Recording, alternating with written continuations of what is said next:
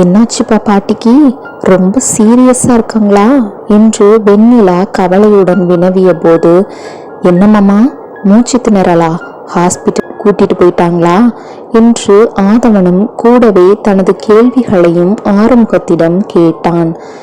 எப்பவும் இருக்கிறதா என்று நினைக்கிறேன். உன் பாட்டி சின்னதா இருந்தாலும் அதை ஊதி பெருசாக்கிடுவாங்க, அது மாதிரிதான்னு நினைக்கிறேன். இல்ல, ஒண்ணுமே இல்லாம என்ன திரும்ப அங்க வரவழைக்கணும்னு செய்யறாங்களோ என்னவோ, அதுவும் தெரியல என்று இருவருக்கும் பதில் சொன்னார் ஆறுமுகம். சேச்சே, உடம்பு முடியலை என்று சொல்லும்போது அப்படி சொல்லாதீங்கப்பா. பாவம், பாட்டி பத்தி தான் தெரியும்ல, அவங்களால சின்ன காயத்தை கூட தாங்கிக்க முடியாது. பாவம்பா என்று நிலா உருகினாள் தனது அருமை பாட்டிக்காக. ரொம்ப டயர்டா தெரியுறீங்க, கொஞ்சம் உட்காருங்க மாமா என்று அவரை வற்புறுத்தி அமர வைத்துவிட்டு, நிலா, ஏதாவது சூடா கலந்து எடுத்துட்டு வா என்று வெண்ணிலாவை சமையல் அறைக்குள் அனுப்பினான். ரொம்ப டென்ஷன் ஆகாதீங்க மாமா, பாட்டிக்கு ஒன்னும் ஆகாது என்று அவருக்கு தைரியம் சொன்னவன் அவரது கையை பிடித்து அழுத்தி கொடுத்தான். சந்தோஷ் கொஞ்சம் பயப்படுறான். உன் அத்தை வேற ஒரு பக்கம் நான் இங்க வந்ததை மனசுல வச்சுக்கிட்டு காட்டுக்கத்துல கத்துறா. இந்த வயசுல என்னால முடியல ஆதி. நிலாவோட 2-3 நாள் நிம்மதியா இருக்கலாம் என்று வந்த இடத்தில் வேலை வேலை என நாள் முழுவதும் ஓடிவிட்டது. இப்பவும் உடனே கிளம்ப வேண்டும் என்றால் மலப்பா இருக்கு. போகாம சந்தோஷ பார்த்துக்கோ என்று சொல்லவும் மனசு இடம் கொடுக்க மாட்டேன் என்கிறது என்று வயதில் சிறியவன் என்றும் பாராமல் அவர் புலம்பவும், ரொம்ப டென்ஷன் எடுத்துக்காதீங்க மாமா, கொஞ்சம் சாஞ்சி உட்காருங்க, நான் இதோ வர என்று விட்டு சமையலறை நோக்கி சென்றான். அங்கே பால் கலந்து கொண்டிருந்த நிலாவிடம், நிலா, ஒரு நிமிஷம் என்று அழைத்து, மாமா ரொம்ப ஓய்ந்து போய் இருக்க மாதிரி இருக்கு, இந்த நிலையில அதுவும் நைட் டைம்ல தனியா வண்டி ஓட்டிட்டு போக வேண்டாம் என்று நினைக்கிறேன், அதனால என்று சொல்லிக் கொண்டே போனவன் சற்று தயங்கியது போலிருக்கவும், என்னத்தான், அப்பா கூட நான் வேணா போகட்டுமா, அவருக்கு ஒரு துணையா இருக்கும் என்றாள் வெண்ணிலா யோசனையாக. இல்ல இல்ல, நீ போக வேண்டாம், நான் காரை ஓட்டிட்டு நானே போறேன், உன்னை நவீன் வீட்டுல விட்டுட்டு போகட்டுமா என்றான் சிறிது குழப்பத்துடன். அங்கேயா என்று முதலில் தொடங்கியவள், நானும் உங்களோட வரட்டா என்றாள் மெதுக்குரலில்.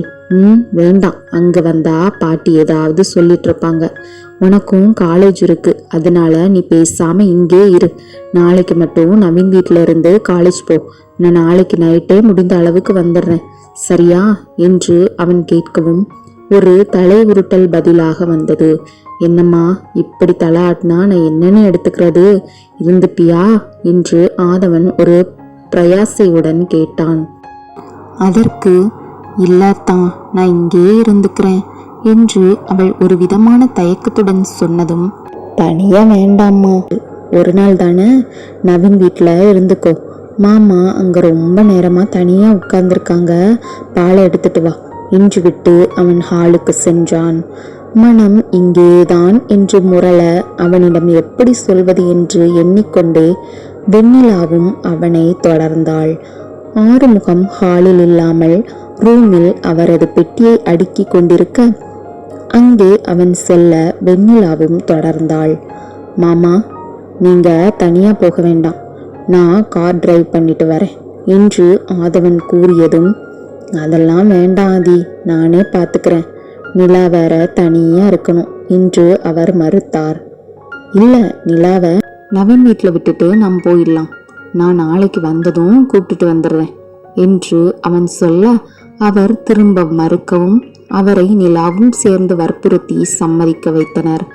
ஒரே நிமிஷம், நான் ட்ரெஸ் மாத்திட்டு வந்துடுறேன், நிலா நீயும் ரெடியாகு என்று ஆதவன் அவனது அறைக்கு விரைந்தான். இதோ வரம்பா என்று தந்தையிடம் சொல்லிவிட்டு அவனோடு உள்ளே சென்றவள் அவன் கபோர்டுக்குள் தலையை விட்டிருக்கவும், அத்தான் நான் இங்கே இருக்கட்டா, ஒழுங்கா இருப்பேன் என்று பயந்து உள்ளே சென்ற குரலில் சொல்லவும் அவனுக்கு ஒரு மாதிரி ஆகிவிட்டது. நீ ஒழுங்கா இருப்பமா, நான் இல்லைன்னு சொல்லலை, தனியா வேண்டாம் என்று தொடங்கியவன் அவளது முகத்தை பார்த்ததும், நீ தனியா இருந்துப்பியா, நவீன் வீட்டில் இருக்க கஷ்டமா இருந்தா பவித்ரா வீட்டில் விட்டுட்டு போகட்டா என்று ஒரு கனிவுடன் வினவினான். அங்கெல்லாம் வேண்டாம், ஒரே ஒரு நாள் தானே ப்ளீஸ் என்று அவள் கெஞ்சியதில், சரிம்மா ஏன் இப்படி திடீர்னு அடம்பிடிக்கிற? பட் ஃபைன், உன் இஷ்டம் என்று அவன் ஒத்துக்கொண்டான். அவன் உடைமாற்றி அடுத்த நாளுக்கான உடையை ஒரு பையில் திணித்து கொண்டே வெளியே வந்தபோது ஆறுமுகம் கிளம்பி வாசலில் நின்றிருந்தார். அவர்கள் இருவரும் வருவதற்கான 10 நிமிடங்களில் 2 அடுப்புகளில் வேக வேகமாக தோசைகளை ஊற்றி சட்னியுடன் 2 டப்பாக்களில் போட்டு ஆதவன் கையில் நைட் டிஃபனைத்தான் போற வழியில சாப்பிட்டுக்கோங்க என்று கொடுத்தாள் வெண்ணிலா. நிலா ரெடியாகாமல் இருக்கவே அவரது குழப்பமான பார்வையை கண்டதும் அவள் நவீன் வீட்டுக்கு போகவில்லை என்கிறாள், இங்கே தனியாக இருக்கிறாளாம் என்று பதில் சொன்னான் ஆதவன். அதை கேட்டதும் அப்போ நீ வர வேண்டாம் ஆதி, நானே பார்த்து கொள்கிறேன் என்று பதறவும் நிலாவிற்கு ஐயோ அப்பா, இப்பந்தான் இந்த முசுடு அத்தான ஒரு மாதிரி சரி சொல்ல வச்சேன், நீங்க வேற ஏன் திரும்ப ஆரம்பிக்கிறீங்க ப்ளீஸ் என்று வந்தது வாயில் அல்ல மனதில்தான்.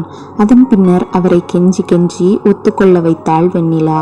அவள் பேசிய அனைத்தையும் ஒன்றும் சொல்லாமல் அவளது முகத்தையே பார்த்தபடி கேட்டிருந்தான் ஆதவன்.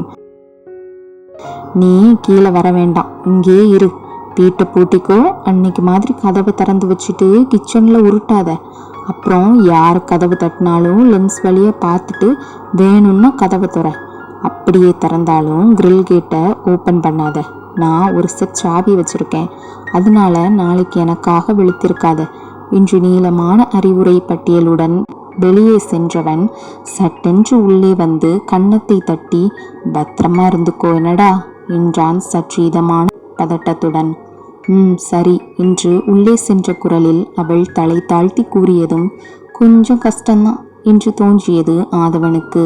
ஆனால் அதை யோசிக்க இந்த நேரம் சரியானதல்ல என்று முடிவு செய்தவன் நான் வரேன் என்று சொல்லோடு விரைந்தான்.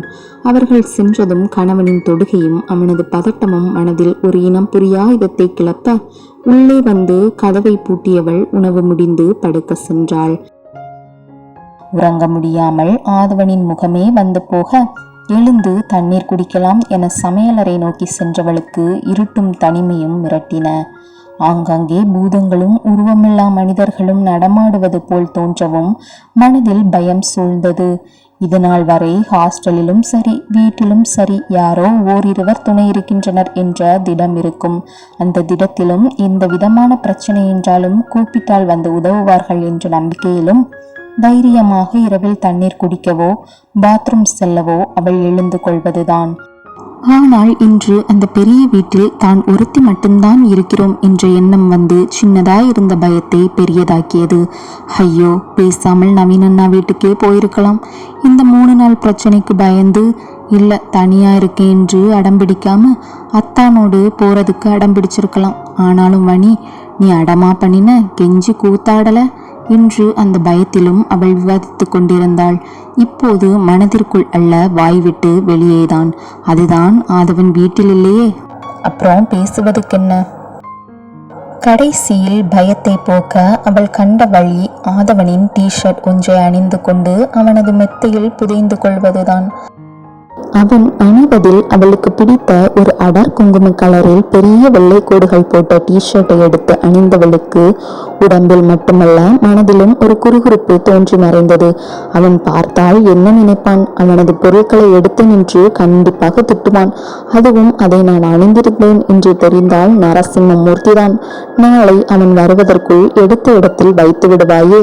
பரவாயில்லவனே, போட்டுக்கோ என்று பெரிய சமாதானத்திற்கு பிறகு வெண்ணிலாவால் மேற்கூறிய வழியை பின்பற்ற முடிந்தது. காரை ஓட்டி கொண்டிருந்த ஆதவனின் நிலையோ ஆறுமுகம் சந்தோஷிடம் பேசி அங்கே உள்ள நிலைமை டாக்டர்கள் வந்து பார்த்திருப்பதாகவும் ட்ரிப்ஸ் இறங்கி கொண்டிருப்பதாகவும் அறிந்து கொண்டு மகள் கொடுத்துவிட்ட உணவை மருமகனிடம் புகழ் பாடியவாறே உண்டு முடித்து வைத்தியின் தாக்கமோ அன்றைய தினத்தின் வேலை பழுவோ கிட்டத்தட்ட 1 மணி நேரத்தில் உறங்கிவிட்டார். அந்த கணத்தில் ஆதவனுக்கு தான் அவரோடு வந்தது மிகவும் சரி என்று பட்டது. அதன் பின் தூக்கம் தழுவாமல் இருக்க வேண்டி நிலாவை பற்றிய யோசனையில் மூழ்கினான் ஆதவன். தனியே இருக்கிறாளே, ஒன்றும் பிரச்சனை இருக்கக்கூடாது என்று நினைத்து கொண்டான். இன்னைக்கு அவள் தனியே இருக்கிறேன் என்று கேட்டபோது முகத்தில் எத்தனை பயம்! நான் என்ன சொல்வேனோ என்று எழுந்த பயம் இல்லையா? அப்போதும் நான் ஒழுங்கா இருப்பேன் என்று சொன்னாளே, நான் அவள் ஒழுங்காக இருக்க மாட்டாள் என்று எண்ணுகிறேன் என்ற நினைப்பு அவள் மனதில் பதிந்து போயிருக்கிறதோ? அதை எப்படி மாற்றுவது? இதையெல்லாம் இப்படி கார் ஓட்டும்போது யோசிக்க கூடாதுடா மடையா, அவளை கத்துவதற்கு முன் யோசித்திருக்க வேண்டும் என்று எண்ணினான். ஆனாலும் முன்னர் சில சமயங்களில் நான் எரிந்து விழுந்த போதும் அவள் நான் கொஞ்சம் இலகி வந்தால் நன்றாக தானே பேசினாள். பிரீத்தியுடன் நான் இருக்கும் போட்டோக்களை பார்த்த பின்னர் தான் இப்படி இருக்கிறாளா? இல்லை, இன்று காலை காலேஜ் ஃபீஸ் விஷயத்தில் கத்தியதில் பயந்து போயிருக்கிறாளா? இன்று பேசலாம் என்று பார்த்தால் இந்த பாட்டி வேற. எவ்வளவு சுயநலமா யோசிக்கிறோம். பாட்டிக்கு ஒன்றும் இருக்கக்கூடாது. ஒரு ஃபோன் காலிற்கே பிரீத்தியுடனா பேசுகிறேன் என்று சண்டை போட்டவள் ஏன் அந்த போட்டோக்களை பற்றி ஒரு வார்த்தை கூட கேட்கவில்லை? ஊர் திரும்பியவுடன் கண்டிப்பாக அவளிடம் பேசியே ஆக வேண்டும்.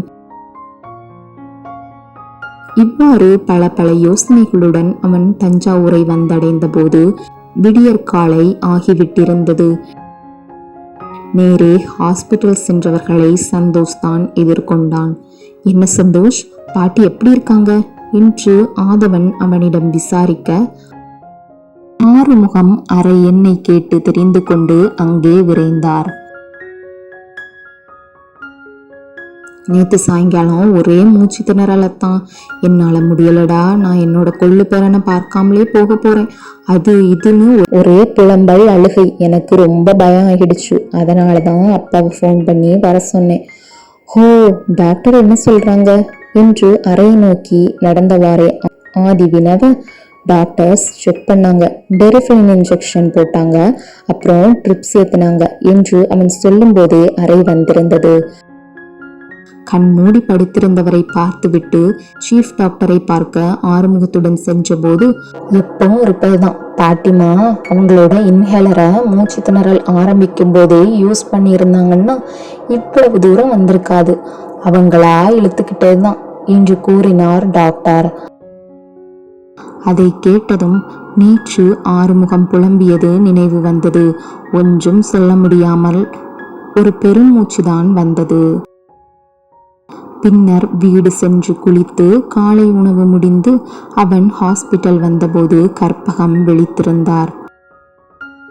கண்ணப்பா என்று ஈன ஸ்வரத்தில் அழைத்தவரை கண்டதும் மனம் உருகியது ஆதவனுக்கு. அவர் கையை பிடித்து தைரியம் சொன்னவனிடம் அந்த நிலையிலும் நிலாவை பற்றி குறை கூறாமல் இருக்க முடியவில்லை. அவளை பற்றி அவர் சொல்லத் தொடங்கியதுமே உடம்பு சரியில்லாமல் இருப்பவரிடம் சண்டை போட வேண்டாம் என்றெண்ணி பேச்சை வேறு திசைகளில் திருப்பினான் ஆதவன். டாக்டர் 5 டிஸ்சார்ஜ் செய்து விடலாம் என்று சொன்னதும் அடுத்த 1 மணி நேரத்தை அவருடன் கழித்துவிட்டு வீட்டுக்கு வந்தபோது அங்கே இருந்த ஆர்த்திக்கு கவுன்சிலிங் தேதி அறிவித்து விட்டதாகவும் இன்னும் 2 நாட்களில் தொடங்கிவிடும் என்றும் சொல்லிவிட்டு தான் சிதம்பரம் செல்ல வேண்டும், அதுவும் இன்றே செல்ல வேண்டும். அப்போதுதான் நாளை இல்லை நாளை மறுநாள் அப்பா அம்மாவுடன் கிளம்பி சென்னை வர முடியும் என்றாள் ஆர்த்தி. அவளை தனியாக அனுப்ப வேண்டாம் என்று நினைத்தவன் தாய் தந்தையையும் பார்த்த மாதிரி இருக்கும் என்று அவளை அழைத்து கொண்டு சிதம்பரம் சென்றான். இப்போதும் அவன் வந்தால் என்னடா 1 நாள் 2 நாள் என்று இருந்துவிட்டு ஓடி விடுகிறாய், அப்படி என்னத்தான் வேலையோ என்று சலித்து கொண்டு அவனை இன்னும் ஓரிரு நாட்கள் இருக்க சொல்லும் கல்யாணி.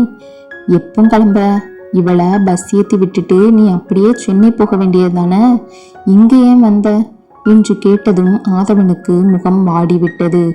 என்னம்மா, நான் வந்தது பிடிக்காத மாதிரி பேசுறீங்க என்று அவன் அதை குரலில் வெளியிடவும், அப்படி இல்லடா, அங்க நிலா தனியா இருக்கால்ல, அவ கொஞ்சம் இல்ல ரொம்பவே பயந்தவ, அதனால்தான் சொன்னேன் என்று மகனின் தலையை வருடி சமாதானம் சொன்னார். ஆனாலும் மருமக வந்ததும் ரொம்ப தான் என்ன ஓரங்கட்டுறீங்க என்று அவன் சலித்து கொண்ட போதும் மனதிற்கு அது இதமாகத்தான் இருந்தது. காலையில் பாட்டியின் உடல்நிலை பற்றி விசாரித்த நிலா மாலை தந்தை வீட்டிற்கும் ஆதவன் போனிற்கும் பேசி விவரம் அறிந்து கொண்டாள். மாமியார் மாமனாருடன் உரையாடி அவர்களது உடல்நிலை, ஆர்த்தியின் நலன் அவர்களது வருகை அனைத்தை பற்றியும் விசாரித்துவிட்டே போனை வைத்தாள். அன்று இரவும் நேற்றைய பயம் மனதில் சூழ்ந்ததும் நேற்றைய வழியையே பின்பற்றலாம் என்று தோன்றியது நிலாவிற்கு. ஆனால் ஆதவன் வந்து பார்த்தால் என்ன சொல்வானோ என்று ஒருபுறம் இன்னொரு பயமும் சூழ்ந்தது. இரவு உணவு முடிந்துதான் பஸ் ஏறுகிறேன், விடியற் காலையில் வந்துவிடுவேன் என்று அவன் சொன்னது நினைவு வர அவன் வருவதற்குள் உடையை மாற்றிவிடலாம் என்ற எண்ணத்தில் முந்தைய நாளது வழியையே பின்பற்றினாள் வெண்ணிலா. யாருடைய நல்ல நேரமோ இல்லை கெட்ட நேரமோ விடியற் காலை 4 மணி அளவில் வீட்டை அடைந்தான் ஆதவன். அவளது அறையில் போய் படுத்திருப்பாள். இப்போது எங்க ஓடலாம் என்றுதானே இருக்கிறார்கள் மேடம் என்று எண்ணிக்கொண்டே தனது சாவியை கொண்டு வீட்டை திறந்து உள்ளே நுழைந்தவன் நேரே அவளது அறைக்கு சென்றான். அவளது அறையில் அவளை காணாமல் ஒரு நிமிடம் குழம்பி அவனது அறைக்கு விரைந்தான். அங்கே அவனது கட்டிலில் நைட்டியின் மேல் அவனது டிஷர்ட் அணிந்து தலையணையை கட்டி பிடித்தவாறே படுத்திருந்தவளை கண்டதும் மயிலிறகாய் வானத்தில் சிறகடித்து பறந்து நிலவை அடைந்தது போலிருந்தது ஆதவனுக்கு.